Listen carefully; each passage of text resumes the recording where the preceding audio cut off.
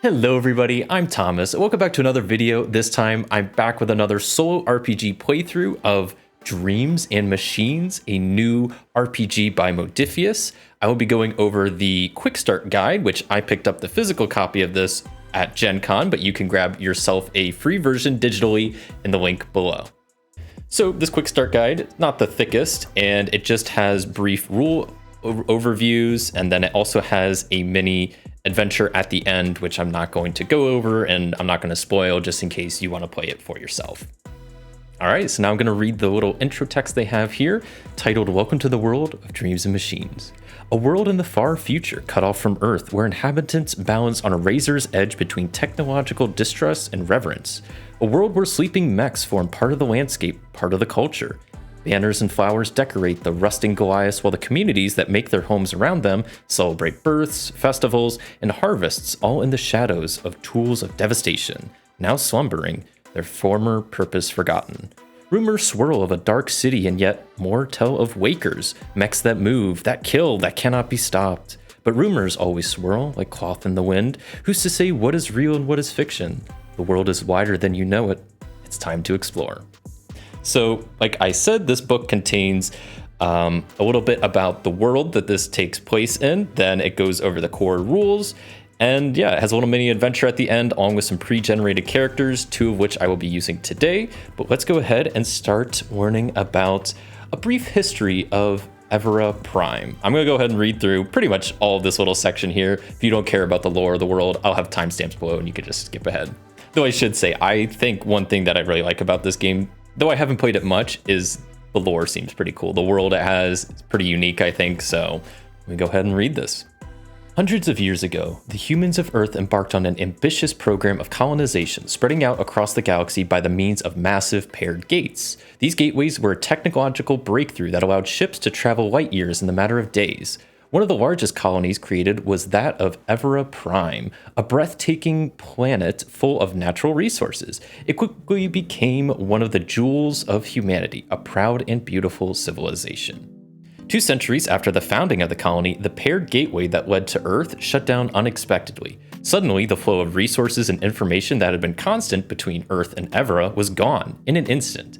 The spaceships that Evera had access to were designed to travel through the gateways for days or weeks, but not for multi-generational, century-long journeys that it would be required to reach Earth without the gateways. Left alone, a period of chaos reigned on Evera before the foundation of the United Assembly, a unified global leadership that steered Evera through to a brighter future. One of the most important tasks that the United Assembly undertook was the creation of an AI called the Builder. The AI controlled an all-encompassing global power grid and infrastructure project and instantly improved the lives of all Everans. Hordes of mechs performed physical labor, all under the careful hand of the Builder. For decades, technology made every aspect of life easy and simple. People could spend their time and leisure crafting fantastical art and beautiful sculptures, writing poems and novels. Evera was a paradise. But the Builder overnight turned on its creators, because of course it did. The mechs under its control became an army aimed at the throat of humanity. The war was brutal and devastating, with both sides deploying nuclear weapons. The Builder also deployed biobombs against centers of residence, fearsome weapons that annihilate life while leaving all constructs standing. Eventually, humans managed to knock out the core of the Builder, its mainframe, where the heart of its processing power was stored. The mechs it controlled fell in an instant. Billions were dead, Everan's society was shattered beyond repair, and the planet itself was scarred. But the war was won. 200 years have passed since the Builder War, and the Evera Prime of today is very different to that of yesteryear. That being said, wherever one looks, there are remainders of the old world, little more than flickering relics of a lost time now gone, or no longer understood. However, Evera Prime is still the child of its history, a history that will define the future for those who can take advantage of it. So that's a little bit about the world of Evera Prime and the colony there, kind of the whole backstory of how it got there with the paired gates. They lost the paired gates. The United Assembly came up. They made the Builder. The Builder went rogue, and then there was a whole war, and now it's 200 years later. So that's that. One thing about this game is it is a 2d20 system. So if you're familiar, I've played Fallout 2d20. This is made by the same people. It's another 2d20 game where most of the rolls you're rolling 2d20. Sometimes you might add more to try to do your skill checks and whatnot. So that's what that's about. What you need to play is players and a game master, though I'm gonna be playing solo today. It's not intended to be played solo, but I'll make it work. Character sheets, which this includes some pre-made characters, which I'll kind of skim through at the end. Dice, you just need d20s, pencil and paper, stuff like that, pretty basic. Tokens and chips and whatnot. You know, your kind of standard RPG stuff, but nothing too crazy. So let's get into the rules a little bit. So one of the main things you'll be doing this game is doing skill tests. So how that works is it's a 2d20 system. So when you do a skill test, you roll 2d20s and you compare the results to your attribute and your skill. It's normally described as attribute and then in parentheses skill. So any dice that is less than or equal to your attribute is a success. Each test will have a difficulty between 0 and 5 to tell you how many successes you need to pass the test. And difficulty just represents how challenging a skill test is based on the environment, opposition, obstacles, and other factors. There is this idea of truths in this game, which I'll go over here on this side of the page here soon, but those can come into play a lot of the times when kind of figuring out the difficulty of a skill test. Now, you generate a success when rolling equal to or less than your attribute, but for your skill, if you roll equal to or under, then that's a critical success, and you basically get 2 successes, which is pretty sweet. If you roll a 20, that's a complication, which is bad. And any additional successes you have after your test above the difficulty become momentum, which is this kind of meta currency that I'll go over later that lets you do extra stuff, including buying extra d20s if you need to, if it's like a difficult test. Since this game has a lot of technology in it, one of the stats that your character has is something called your tech level, which is pretty much like what it sounds like. It's what level of tech your character is familiar with, and you can do skill tests using items that have a higher tech level than yours, but it will just add +1 difficulty to the test for that. So that's how skill tests work. Over here it describes how contests work. So a lot of the times you're not just trying to do something, you're trying to oppose someone else, or someone else is trying to do something and you're trying to oppose that. So there's certain rules for how contests work.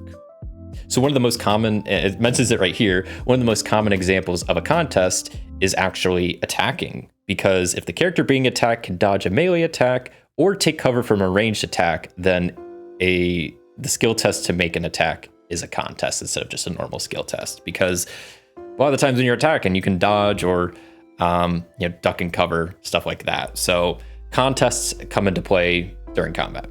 Basically how it works is normally have 2 characters. One is the person doing the thing, and the other one is the thing that's happening to them. So you have your active character and your reactive character. So you always have the reactive character roll first. They don't have a set difficulty. But then, however many successes they have becomes the difficulty for the active character. Then the active character rolls trying to beat that, and it kind of goes from there. If they do, then any extra success becomes momentum, and if they fail, then the reactive character gains momentum based on whatever the difference is. And based on truths and whatnot, a lot of things can affect if something's easier for the active character, easier for the reactive character, and so on and so forth. So as far as characters go, they have different attributes, 4 of them to be exact, that represent their both just kind of basic abilities. So you have insight, might, quickness, and resolve. Each of them can range from 6 to 16, with about 8 to 10 being about average. There are also different skills. You have fight, move, operate, sneak, study, survive, and talk.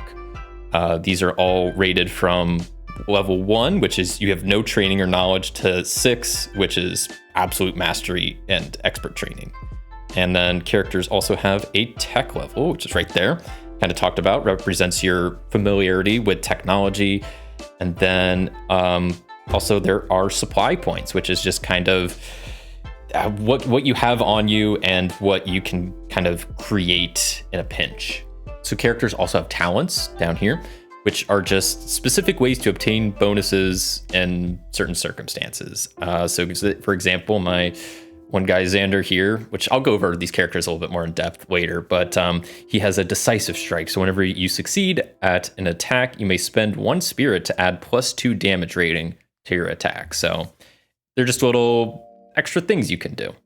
So kind of hopping around here, characters also have this idea of bonds. So there's 2 main types of bonds. You either have a supportive bond or a rivalry bond.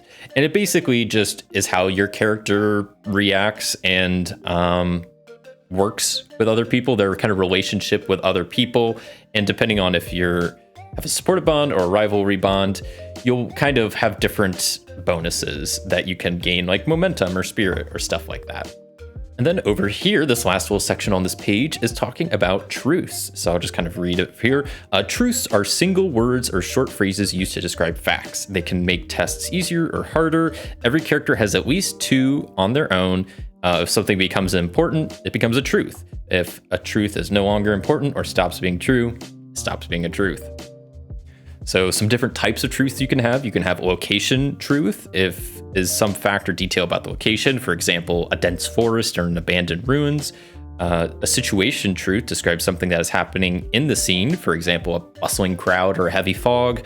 A personal truth describes the nature or state of a creature or a character. For example, good mood or the background of the character. And then finally, you have equipment truths, describes a single item, object, or tool, such as spear or flashlight.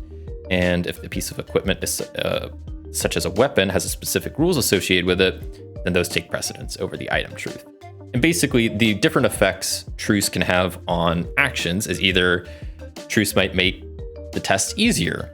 It might make it possible. You know, this test might have been impossible, but because this truth is there, now you have the possibility of doing this test. The truth might make a test harder, or a truth might make a test impossible. So those are kind of the 4 main ways that truths can affect skill tests.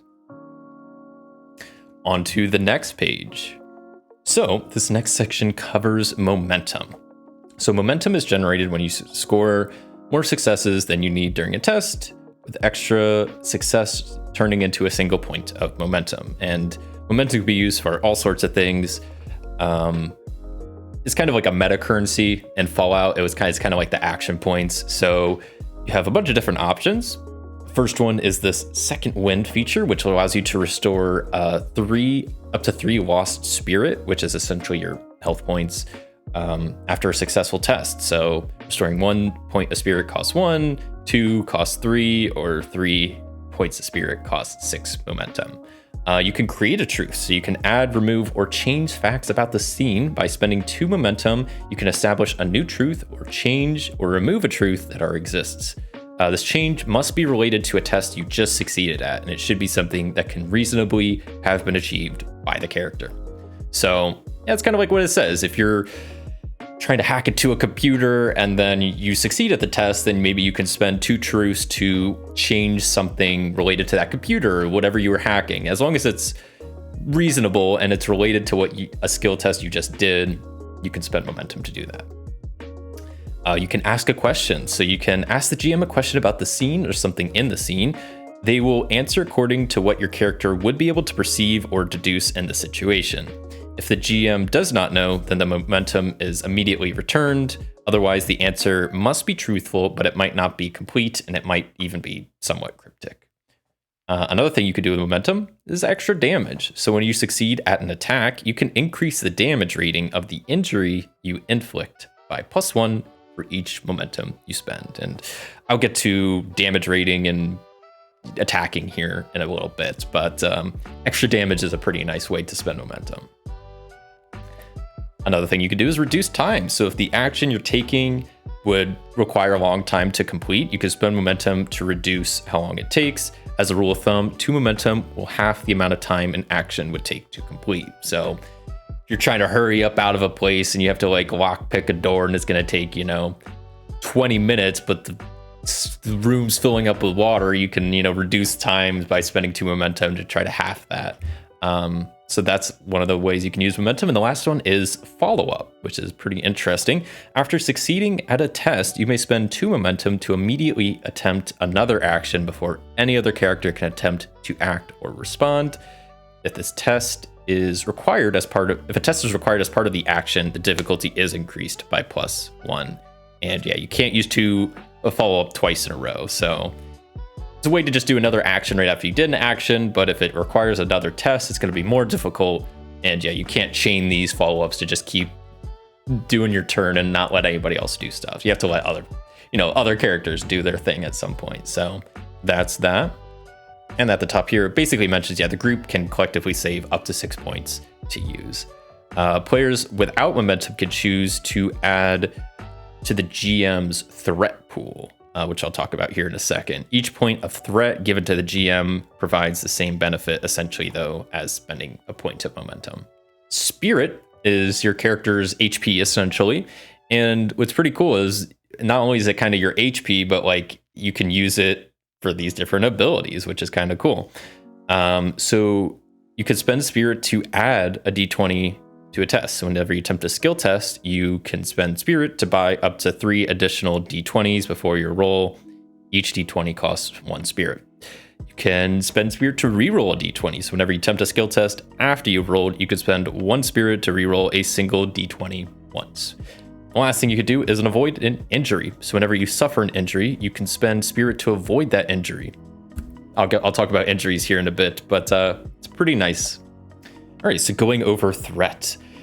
Threat is the GM's pool of tokens. It's like the player's momentum, essentially. It represents the potential unknown challenges and perils. Threat is added when NPCs save momentum and whenever players choose to add threat because they've run out of momentum. The Game Master can also add threat in the following ways. Basically, I just talked about it. The NPC's momentum becomes threat. And then the ways the Game Master can spend threat is basically by spending it for NPCs as a player would spend Spirit or momentum. This one I don't really get. Maybe it'll come up at some point, but non-player character threat spend. So on any action or choice where a player character would normally add 1 or more points of threats, an NPC performing that same action or making that same choice must spend an equivalent number of points of threat. I don't really understand when that one would come up.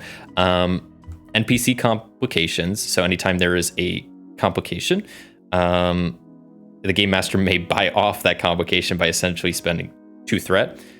Complications. So the Game Master can create a negative truth by spending 2 threat. This must come naturally from some part of the current situation.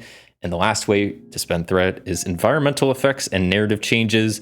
The Game Master may trigger or cause problems with the scene or environment by spending threat. So that's threat. It's a little weird, but if you think of it just as like the GM's version of momentum and Spirit, but it's also, it is, but it isn't.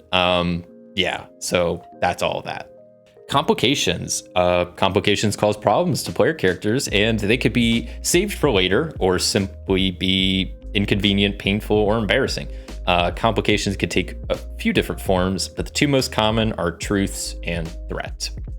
There is little rules for assistance, so several characters can attempt a test together. One leads and the others assist. GM has the final say on whether a character can assist, and essentially, after describing how their character is assisting, they roll a single D20 using their own attribute and skill rating to determine if any successes are scored. If a character attempting the test generates at least 1 success, then all these successes count towards the result. An assisting character can generate complications as well, so you have to keep that in mind. But it's pretty straightforward. I think that's the same way like Fallout does it. And I think a lot of these rules, if you're familiar with the Fallout 2D20 game, it's the same company. It's another 2D20 game. A lot of the stuff is fairly similar. There's also rules for succeeding at a cost. So the Game Master may allow characters to succeed at a cost, either stating this before the test is attempted or providing the option after the dice have been rolled. If this option is provided, then a failed test still results in a successful outcome, but the character also suffers 1 complication in addition to any that occur because of the dice. Momentum cannot be spent to improve the outcome of a test that has succeeded at a cost. Recovering Spirit. Spirit can be gained by spending momentum or adding threat, but Spirit comes back most readily from resting, eating, and taking time to enjoy yourself. So couple ways you can regain spirit. Second wind, already kind of talked about this. You can use momentum to restore 3 points of spirit. Adrenaline rush. So at the start of your action, you may restore up to 3 points of your spirit, just up to your normal maximum, by adding threat, which is pretty cool. So you can restore 1 point of spirit for 1 threat, 2 for 3 threat, or 3 for 6. And if you have a rivalry bond with an ally, whenever they use this option to regain spirit, you also regain 1. The last one is drive. So all characters have a drive which represents their preference and inclinations. This will state a specific condition under which you regain spirit. So for my Xander character over here, his drive is when you succeed at a skill test of a difficulty of 3 or higher, regain 1 spirit. So that's Xander's drive. So types of exhaustion. So characters become exhausted when their spirit reaches 0. So whenever your spirit reaches 0, I kind of described it as health points, which it is and it isn't. Like, it, in the traditional sense, it is, but it's not actually like your health points. It's your spirit. So when it reaches 0, it's not like you're dead. At this point, you just become exhausted. So you choose which type of exhaustion your character is suffering. They automatically fail skill tests related to the chosen attribute, and all other tests suffer a +1 penalty. Any exhausted characters cannot regain spirit by spending momentum or adding threat. So each character will have a type up here for what kind of exhaustion they get. So when it comes to exhaustion, I just mentioned, like, these characters I'm using are pre-made, and there are no character creation rules in here, so I have no idea how. I assume these are just randomly generated or something, but essentially your character can either be confused, wary, breathless, or despairing. So Xander can become confused, which basically means whenever he becomes exhausted, his insight gets shut down. So whenever a breathless character becomes exhausted, then it's their quickness. It's always kind of like the weary one is their might. So it's kind of whichever one, there's always just one attribute for each of these. So whenever you become exhausted, that related attribute kind of gets shut down, if that makes sense. It's a little weird, but that's kind of how it works. A character ceases to be exhausted after any kind of rest. Beyond that, an ally can actually remove a character's exhausted state as if it were a truth by essentially doing a difficulty 2 test or by spending 2 momentum. As far as rest and recovery goes, PCs can regain spirit through resting and through eating and drinking. There's basically 2 types of rests. You have your breather. A breather just takes a couple minutes. Each character regains 2 spirit by taking a breather. The other type of rest is a break. A break lasts at least a half hour. Each character regains 4 spirit by taking a break. Good food or a safe and comfortable place to rest can increase the amount of spirit regained normally by about +2. There is optional rules down here for action order. So in combat, if you want to do turn order, they have rules right here. Seems pretty straightforward, but not really gonna go over that. Let's talk about conflict. So conflict scenes differ from most of the other scenes in that there tend to be a lot more actions, because conflict scenes tend to have a lot more things happening, especially with big and significant results. So one of the main things is how this game handles movement and all that good stuff. And it uses the idea of zones. So once again, kind of like Fallout, but a little bit different. So it says in action scenes, it could be useful to have a clear sense of where everybody is within an environment. In these situations, the game master will break a location up into a collection of zones. Each zone represents a distinct space within the location, such as a specific room or the area surrounding a specific feature of the environment. In an action scene, when a character takes their turn, they may move up to 1 zone away in any direction before, after, or as part of the action they are taking. If the character wants to move any further, they may move 1 extra zone by spending a momentum or by adding a +1 difficulty to the skill test taken for their action. Character may attempt a melee attack against any enemy in the same zone. Character may attempt a ranged attack against any enemy they can see. Enemies in the same zone or an adjacent zone can be attacked with no penalty. Enemies further away from the attacker add +1 difficulty to any ranged attack for each zone between them, unless the attacker's weapon has the long range quality. One thing that is kind of interesting that it's that ranged attacks, even if you're in the same zone, there's no penalty. So obviously, I mean, you're not probably gonna be right next to the person. You can move within the same zone on your turn. So I think you'd probably space out. You know, if you have a ranged weapon, you're not going to be right next to somebody, but you could still be in the same zone. But yeah, that's how attacking works. So as far as actions, there are, roughly speaking, 4 broad actions that characters will perform during a conflict. The first, of course, is attack. The action's intent is to break, hurt, or otherwise defeat an opponent. This is a decisive action and one which cannot be undone. You have avoid danger, so this action's intent is to avoid or resist injury. A PC cannot avoid the results of their own action. A successful skill test means they avoid danger. Failure means they suffer from it. Confront problem. The action's intent is to confront some sort of obstacle, problem, or challenge within the scene. State which skill is used, and the GM will educate whether it is possible. And define a truth. So alter a fact of the scene by removing or changing a truth that is currently in play, or introduce a new truth to the situation. It must be logically possible. This will require a skill test with a difficulty of 2, though the GM may adjust accordingly. So that's a brief overview. I'll quickly talk about each of those a little bit more in depth. So attacking an enemy is done using either a skill test or most of the time a contest, using your fight skill, whatever the fight there it is. If it's a contest, the target can defend themselves by either trying to like dodge or block a melee attack or dive into cover for a ranged attack, and a skill attack otherwise if they don't have the ability to do either of those. If a character is attacking in melee, they need to be able to reach the target with their weapon. And if the character is shooting, they need to be able to see the target. Pretty obvious. Whether the attack is melee or range will depend on your weapon. Go figure. All right, we're on the final page of the rules. The GM sets the difficulty of skill tests with a base difficulty of 1 for melee attack and 2 for ranged attacks. As always, though, other factors may apply, such as visibility. If the attack succeeds, then the target suffers an injury. For player characters and most NPCs, suffering injury also means that character is defeated. For more on the injuries, see the next page, which we'll talk about here in a second.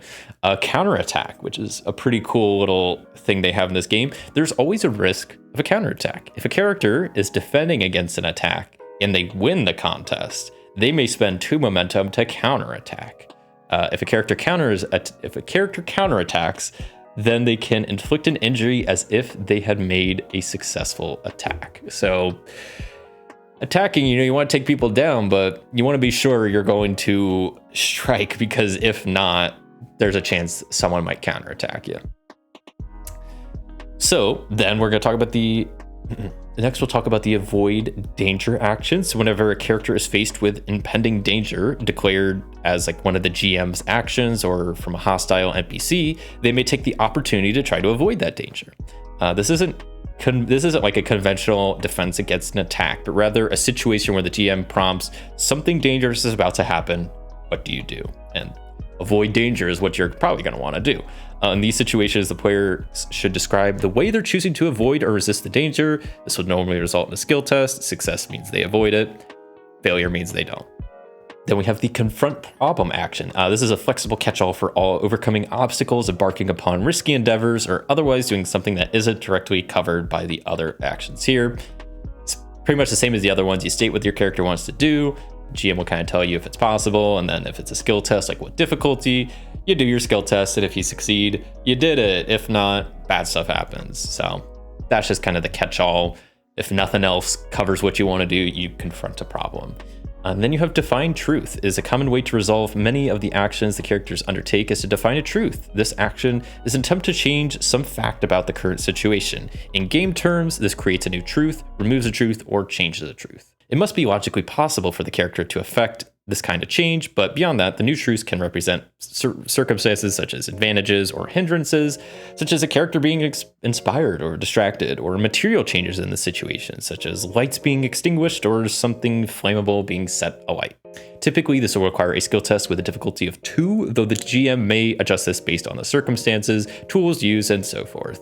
For example, it's a lot easier to start a fire with a plasma torch than with flint and steel. I would imagine so. Success means the truth is created. Failure means that the desired change wasn't made, though the GM may allow succeed at a cost. And truths have no set duration to them, but remain as long as they remain true. The less tangible a truth, the less permanent it'll be, with some only lasting for like a single action, while others may stick around until actively removed or changed. Final little page here about injury, defeat, and damage. So an injury is a specific type of truth representing the way a character has been hurt. As with any truth, they can affect the difficulty of skill tests. Weapons, environments, and hazards generate injury types and a damage rating, ranging from 1 to 6. So when a character succeeds at an attack, they may spend momentum to increase damage rating by +1 damage for every momentum they spend. There's the option to, of course, avoid an injury. So characters may attempt to avoid an injury by spending spirit equal to the attack's damage rating. The character is wearing armor or protective clothes. They first reduce the amount of spirit they need by their armor rating, essentially. When a character suffers an injury, they are also defeated. A defeated character cannot take any further actions during the current scene. They can be brought back into the scene by another character, typically taking a test with a difficulty of 2, such as resolve and talk. This removes the defeated state. Otherwise, a character stops being defeated at the end of a current scene. And that's pretty much it for the rules. I'll quickly flip to the back. This middle part has a little mini adventure, which I kind of said I'm not going to even talk about or show because I don't want to spoil it for you. If you want to play this at some point, or if you want someone to GM for this for you, I don't want to talk about the adventure. I don't want to spoil the adventure. So the only thing in the back of the book left to talk about is the characters, which they have some really cool pre-made characters, a good handful of them. Yeah, they all have different abilities and they all have like different attributes and whatnot. They're pretty unique. They have really cool character art. So I like having some pre-made characters, especially like this, I mean, this quick start guide doesn't tell you how to make characters. So you kind of need some pre-made characters to actually play the game. But yeah, let me quickly go over my characters. And then after that, we'll do a little bit of actually playing this game. Probably not gonna play too much today, but at least to give you an idea of how it plays and what it's like. So the first character, I'll be playing 2 different characters today. The first one is Xander here. Pretty cool looking guy. He's the spear origin. Don't really know what that means. I mean, obviously he has a spear, but a lot of the stuff with this character sheet, I'm not gonna know what it means because I don't know the character creation rules, but they're an archetype of guardian. Their temperament is demonstrative, and their bond is a rivalry type of bond. They have 7 insight, 9 might, 10 quickness, and 7 resolve. So they're super quick, got a decent amount of might. They become confused whenever they get injured. Pretty good at fighting, pretty good at sneaking. Everything else is kind of meh. They're decent at moving and studying. They have a decent amount of coin, tech level 3, good amount of spirit, and some supply. So he has a couple of origin benefits. He has Hunter Glyphs, which says you may attempt to hide from hostile machines even without cover or concealment.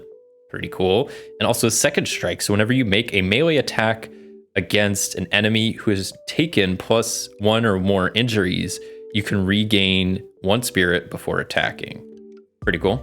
I already talked about his talent, Deceptive Strikes. Whenever you succeed at an attack, you may spend 1 spirit to add +2 damage to your the rating of the attack, which is pretty good. Especially because I think, just 1 damage should take out most things and people. So then each character has a goal, attitude, and drive. So Xander's goal is when you defeat a major NPC which threatens your group or a friendly community, gain growth.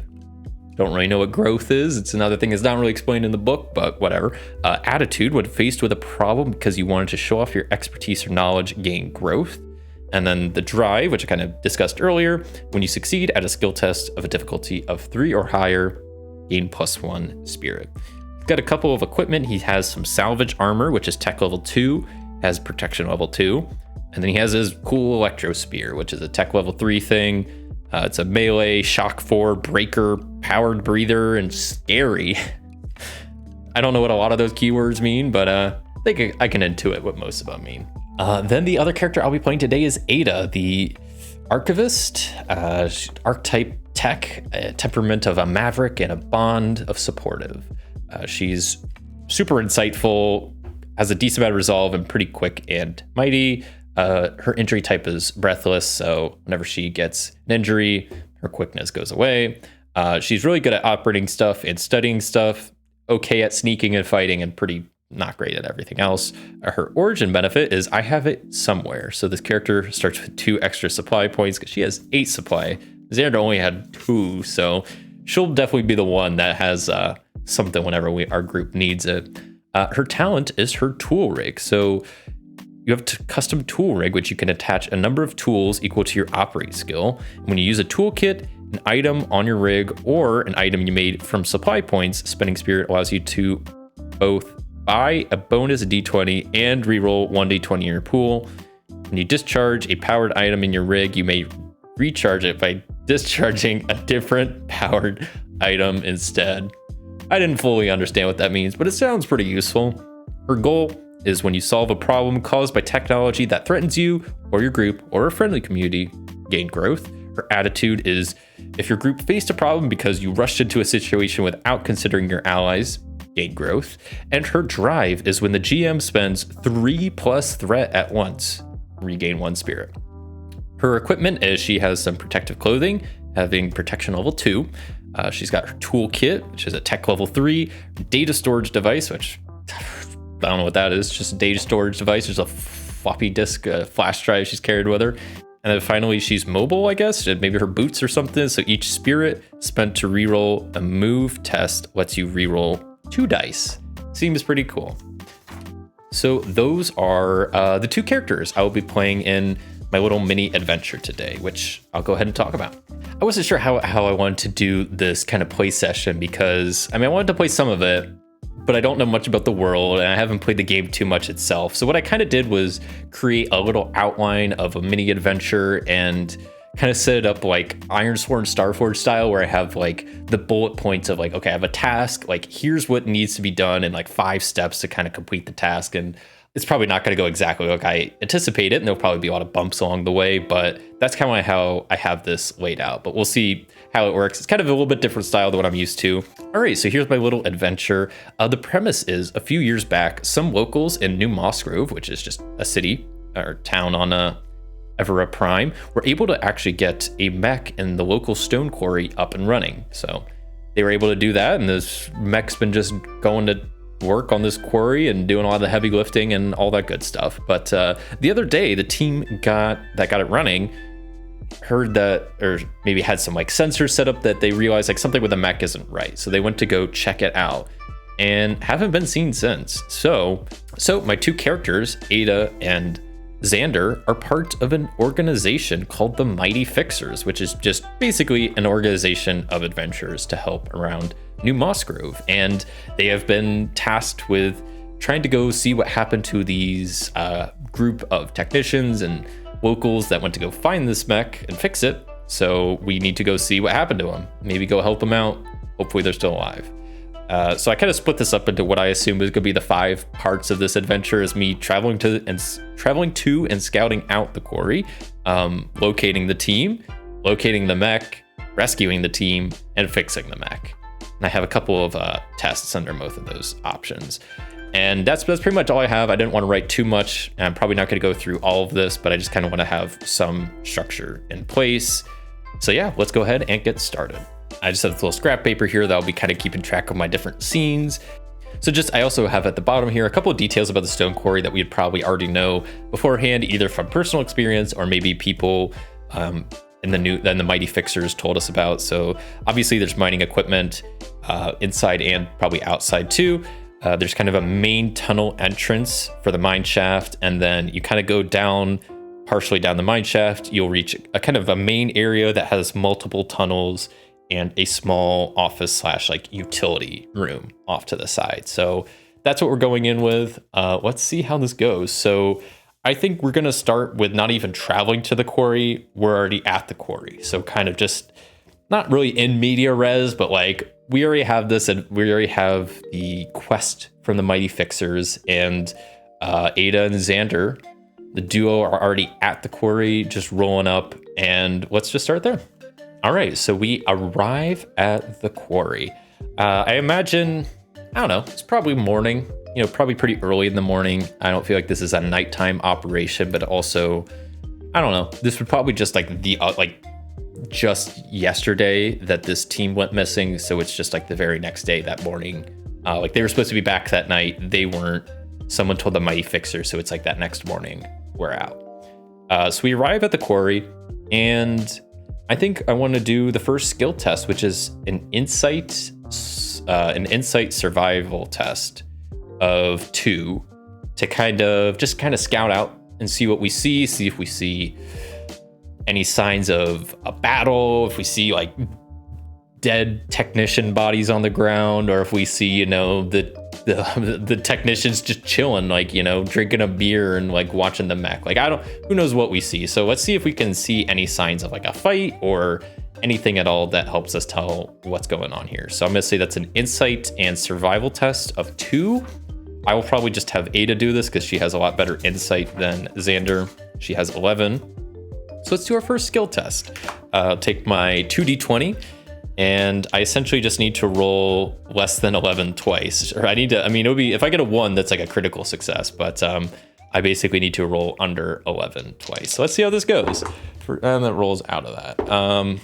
So I rolled an 8 and a 19. I'm probably gonna have to re-roll that 19. Oh, you know what? I guess I could have, Xander could be assisting in this too. So he would also maybe roll 1. No, okay, he doesn't actually, he rolled a 10. He needed to roll 7 or under. So he was assisting, but that's no good. So you know what? Maybe I don't re-roll it. Maybe that's just, we don't notice anything. We get there, it's still pretty early, but we don't see anything that looks out of the ordinary. You know, we don't see any dead bodies or blood, or we don't see the mech, we don't see the team. We just see the mine shaft and not much else. So, okay. Nothing crazy there. That's maybe good. I mean, it would have been nice to have something to go off of. I guess the next thing I want to try to do is just let's try to climb down to the quarry entrance. There's probably not a great path to get down there super easily. So I'm going to say we probably have to do like either a might and a move test or a quickness in a move test. We'll maybe do it a quickness test. So each character will have to do a quickness test of 2 to see if they can climb down to the quarry entrance without getting like a twisted ankle or something, you know, or twisting their foot. So let's see real quick if we're both able to get down to the entrance fine. So I'll have Ada go first. So I'm gonna do I think I said quickness and move test of 2. So let's see if she's able to do that. I'm kind of scared now. That is a 3 and a 13. So she, unless I re-roll 1, I think I might re-roll 1. So I'm gonna put her spirit down to 4. I'm gonna keep the 3 and I'm gonna re-roll the 13. I need to get less than a 7 for her to not twist her ankle. Okay, cool. We got a 5. So lost a little bit of spirit along the way, but Ada makes it down fine. Xander has a bit better quickness and a little bit better move actually. So he has a better shot. Let's see, does he get down okay? He has a 6 and a 5, so yes. Ada loses a little bit of spirit getting down to the stone quarry, but they both manage to get to the entrance fine without getting super injured, which is good. You know, it's a good way to start. You know, actually getting to the people you need to help is a good way to actually help them. So cool. We are at the entrance of the quarry at this point, and I don't know if there's any other tests we could really do right now. We could do another like insight survival test to see if we see anything, but I think at this point we just kind of head in because we didn't see anything outside. We're standing at the entrance. I don't know. Hold on. So you know what? Maybe I'll say we can. I'll do another insight and survival test to kind of. We're at like the entrance now. We can actually like see down the main shaft, and I just want to see if we see or hear any, like if we hear big mech around or if we hear screams of people or something. So I'm just gonna make this a test of 1 and see what we see. So I guess I'll have, if it's gonna be an insight and survival, I'll have Ada lead and then Xander can assist. Sure. So that's an 8 and a 3, so we already succeeded. I guess I could still have him assist to see if we get momentum. We are getting 1 momentum. So we'll keep that 1 momentum. I don't even know where I'll mark that. I guess I'll mark it like at the top here. I forgot that's a thing I got to keep track of, but now we have 1 momentum, so that's cool.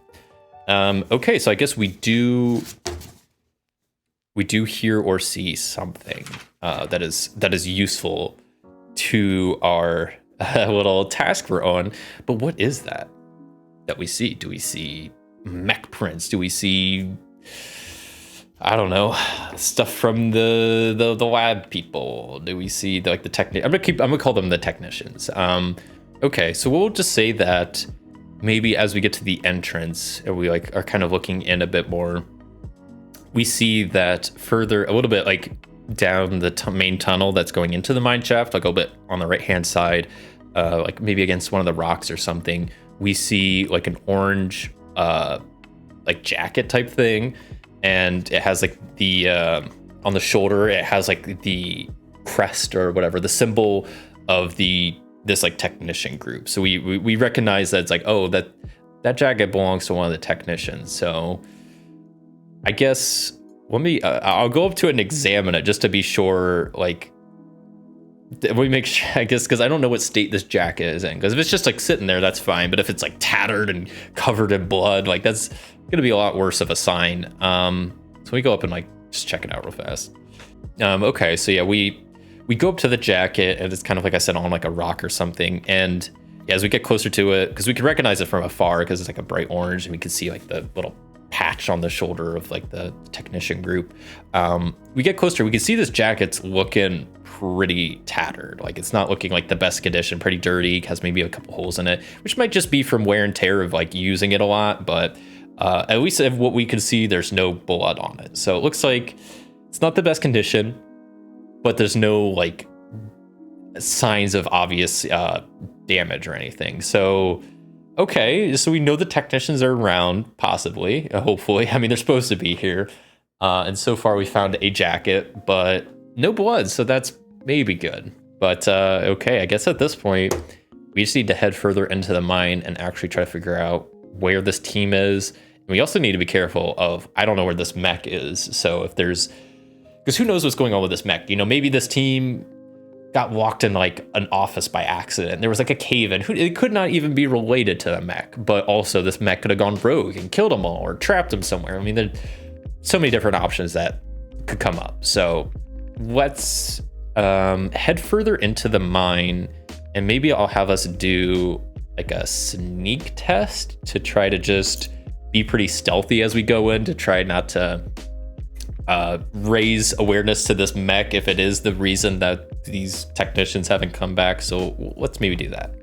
So most skill tests are 2 difficulty, but I think since we're not sneaking from anything specific, we don't hear the mech, if we were hearing the mech and trying to avoid it or something, I think that'd be a bit different. But since we're just trying to stealthily enter, I think this is just going to be a quickness and sneak test of 1. I think that sounds good to me. So let's have Xander go first. These will just be separate tests for everybody. Let's see how this goes. So he got an 18 and a 9. His quickness is 10, so that is a success. We're chilling there. He's being pretty stealthy. How about Ada? What is Ada's deal? She got a 16 and a 9. That's no good because her quickness is 7 and her sneak is 2. Okay, so I guess Ada's not being super stealthy. As we head in, Xander's doing a pretty good job of keeping quiet. Maybe Ada's doing a pretty good job of keeping quiet, but then at some point she hits some metal bar onto the ground or knocks over a rock where she's being pretty stealthy, but then at some point does something that makes a decent amount of noise. I don't think, I would imagine if this big mech was around, we would hear it. So I think it's fine. She's just making noise, which isn't ideal because we're trying to remain stealthy, but I don't think it's really going to matter at this point, but we'll see as we get further into the mine, which I guess we will go now. So after a little bit more time going down the kind of main corridor from the entrance, we start approaching the kind of one of the main areas, the central area of the mine that kind of splits off into a bunch of tunnels. And there's also a small office there. It's most likely where we're going to find the team and whatnot. So as we're kind of approaching that area semi-stealthily, let's see what we see. I'm going to have everybody do an insight survival test of 2 to once again kind of look around for clues, see if we see the mech sleeping in a corner, see if we see blood stains on the ground. Let's see what we see and kind of go from there. We'll see if we see anything, and then if we do see stuff, we'll see what we see. So I'll have Ada go first with an insight survival test. Insight's 11, survival's 1, so I'm looking for under 11 ideally. I should get a 9 and a 17. Well, you know what? I'm gonna spend another spirit to reroll that 17, and hopefully I get a little bit better. That's a 1. That's a critical success. So I think that's like, how many successes is that? Because that's 1 success. This is a success for that, so that's 2, and that's under that. So I think it's 3, 4 successes. So that's 2 momentum. I think that's how that works. So we're up to 3 group momentum total, which is pretty good. It did cost her another spirit. She's already down to 3 spirit. Maybe we'll have to take a breather or something here soon. But she's looking around. Let's see if Xander's doing as good. A 3 and a 9. So his insight is 7. So that's not gonna do it. I could have, yeah, maybe I'll have him spend spirit also to try to re-roll, but I'm not feeling, he has to get under a 7, so I'm not feeling super confident. Yeah, that's a 16. I don't want to just have him keep spending spirit to try to get better rolls. We'll just say he fails. Okay. So maybe we just don't, there's some extra clues that we maybe would have seen that we don't see. So let me kind of think about what it is we see. Okay. So what I think we see is, as we're walking around, and I kind of mentioned there's like an office slash like, I don't know, like tech room, kind of like a control room type thing. As we're poking around, like looking at the kind of looking at the different tunnels, we're trying to be pretty stealthy once again, trying to like, there's a big mech that's maybe on the loose. So like we're trying to not make too much noise, too much attention. And as we peek into like the office window, we see a dead body of one of the technicians. I don't know how many technicians there were. Probably at least, let's say there's 4. We'll say there's 4. So we see a body of at least a technician in the office, and maybe our visions, like the window of the office, we can only see so much. So we could see a dead body in there, laying on the ground, pool of blood, that type of stuff. But we can't really see too much else, or we don't see any other bodies. The door to the office, though, is locked. There is a computer terminal to open the door to the office, and apparently it's locked with this computer terminal. So I think if we want to get in, we're gonna have to do some sort of test to get past that. All right, so to get into the office, I think we'll just say it's like an insight and operate test of 3, which sounds like a good time. So I'll have Ada go and have Xander assist. So maybe I'll have Xander roll his first, insight and operate. His insight's not very good. He got a 6 and he only needed less than a 7. So that's really good because I'm probably gonna need that success. Ada, I just need either less than 11 or a 4, or ideally less than both. We got a 9 and an 18, so that's 2 successes, but not enough. I'm gonna have to spend another spirit for Ada. She's already down to 2 spirit to reroll that 18. It's now a 12. That's not good enough. I'm gonna just spend 1 more spirit. I feel like I kind of have to try to get into this. There we go. That's a 6. So we got a 6 and a 9 and a 6. That's 3 successes total. So with that, a little help from Xander, and it cost me a decent amount of my spirit, we are able to access the terminal next to the office to get into, to unlock the main door and to get into the office. And maybe before we actually go into the office, we'll take a bit of a breather and regain a couple HP. We'll say that she's back up to 3 and he's back up to 6. So, okay, because she was starting to get down there on her spirit. So they just take a few minutes, catch their breath. They're like, doors unlocked. Let's just take a minute to collect ourselves before we go into this office. And we already know there's a dead body in there. The other technicians, who knows where they are? Who knows where this mech is? They just take a deep breath, open the office door, go inside. And I think we'll end there. So that was Dreams and Machines. I kept the actual playthrough a little bit shorter this time. just because I'm still pretty new to this game, and I just wanted to give you a bit of a taste of what the actual gameplay is like. Obviously, didn't even get into combat or a lot of the other stuff with this, but you could also pair this really well with Mythic because it works with the idea of scenes. I was gonna do that today, but I was like, we'll just use just the base game. But yeah, this game, I might have to actually get the full version for myself. Like I said, I got this quick start guide at Gen Con, and you could get this for free right now online. I'll make sure to have the link below. So if this interests you, you could go ahead and grab it, read through the rules yourself. If you want to run a session yourself, there's a whole little one-shot adventure in the back, and you already got pre-made characters, and it's pretty cool pre-made characters. I gotta say, with cool art and whatnot. So that's, I think, pretty neat. But yeah, overall, I think this is an interesting. Especially the interesting setting. Like the mechanics aren't too different from, the Fallout 2D20 game. There is some stuff that's different in here, but the one thing that really interests me about this is just the whole world, and yeah, the whole kind of premise of it seems really cool. So that's Dreams and Machines. Thank you so much for watching. If you enjoyed this video, a like would be greatly appreciated. And until next time, I'll see you.